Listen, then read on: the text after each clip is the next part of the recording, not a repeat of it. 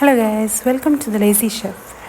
So ഞാൻ ഇന്ന് വന്നിരിക്കുന്നത് വെറും 5 ഇൻഗ്രീഡിയൻസ് വെച്ച് ഉണ്ടാക്കാൻ പറ്റിയൊരു കറിയെ പറ്റി പറയാനാണ്.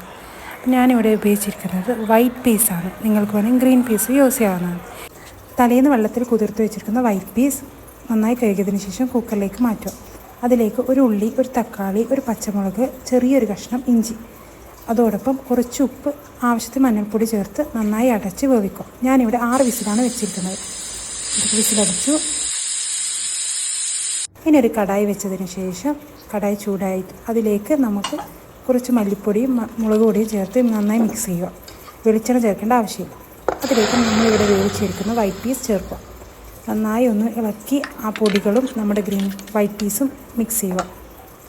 ആവശ്യത്തിന് നമുക്ക് വെള്ളം ചേർക്കാവുന്നതാണ്. നമ്മുടെ കൺസിസ്റ്റൻസിക്കനുസരിച്ച് നമുക്ക് ആവശ്യമുള്ള അത്ര വെള്ളം ചേർത്ത് നന്നായി ഒന്ന് ചൂടാക്കുക.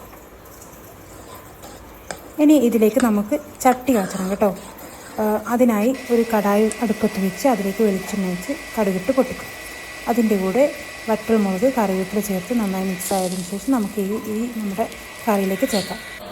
ഇവിടെ ഞാൻ ഗാർണിഷ് ചെയ്യാനായി കുറച്ച് മല്ലിച്ചപ്പ്, അതോടൊപ്പം ചെറുനാരങ്ങ നീരാണ് ചേർത്തിരിക്കുന്നത്. ചെറുനാരങ്ങ നീര് ചേർക്കുമ്പോൾ കുറച്ചുകൂടി ടേസ്റ്റ് എൻഹാൻസ് ആയി വരാറുണ്ട്. ഈ കറി പൂരി, ചപ്പാത്തിയൊക്കെ കൂടെ നല്ലൊരു കോമ്പിനേഷനാണ്. വീഡിയോ ഇഷ്ടപ്പെട്ടാൽ എല്ലാവരും ലൈക്കും ഷെയറും ചെയ്യണേ.